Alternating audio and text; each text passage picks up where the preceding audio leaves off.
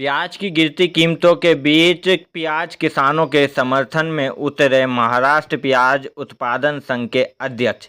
जी हाँ दोस्तों, आप बिल्कुल सही सुन रहे हो। भारत दिगोले जी ने एक मीडिया इंटरव्यू के दौरान बड़ी जानकारी दी और प्याज किसानों के हित में बड़ा संदेश जारी किया और सीधे सरकार पर निशाना साधा है। जी हाँ दोस्तों, आप बिल्कुल सही सुन रहे हो। जो है भारत दिगोले जी ने सरकार की प्रतिकूल नीति के कारण प्याज की कीमतें गिरी है, ऐसा उन्होंने बताया।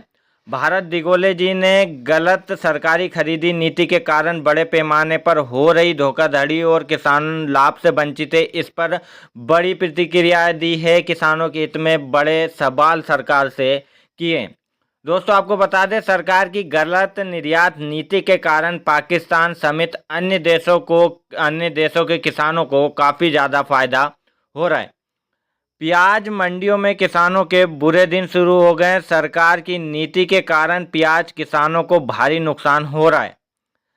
सरकार द्वारा निर्यात नीति में बार बार बदलाव करने से प्याज की कीमतें धड़ाम हो गई है, जैसा कि न्यूज़पेपर की कटिंग में आप देख सकते हो। भारत दिगोले जी की पूरी जानकारी जो उन्होंने कही है वो लिखी है।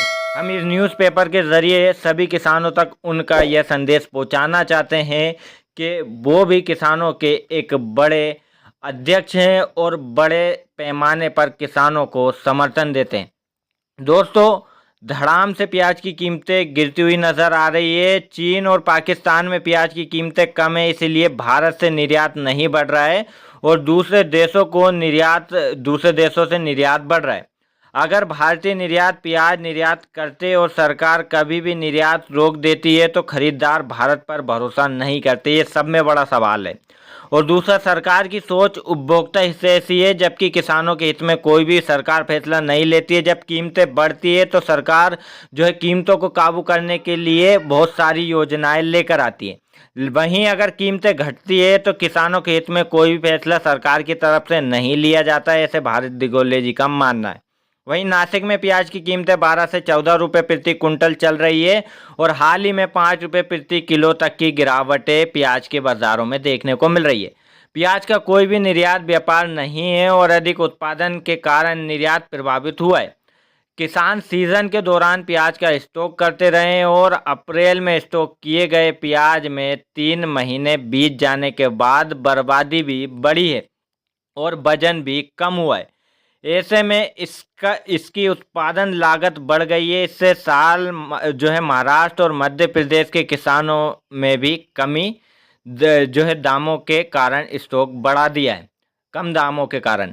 वहीं सरकार ने कुल 3 लाख टन प्याज खरीदने की घोषणा की है। इसमें 10% प्याज अप्रैल में, 45% मई में और 45% जून में खरीदा जाना था, लेकिन सरकारी एजेंसियों ने समय पर यह खरीदी नहीं की। किसानों से सीधे नाफेड और एनसीसीएफ के माध्यम से प्याज खरीदने की बजाय एफपीओ के माध्यम से खरीदा जाता है, जिससे भ्रष्टाचार भी बढ़ता है। और अगर एजेंसी पीएमएफसी मंडी से सीधे किसानों से खरीदी करे तो प्रतिस्पर्धा बढ़ने और किसान को 2 पैसे अधिक दाम मिलने की संभावनाएं होती है।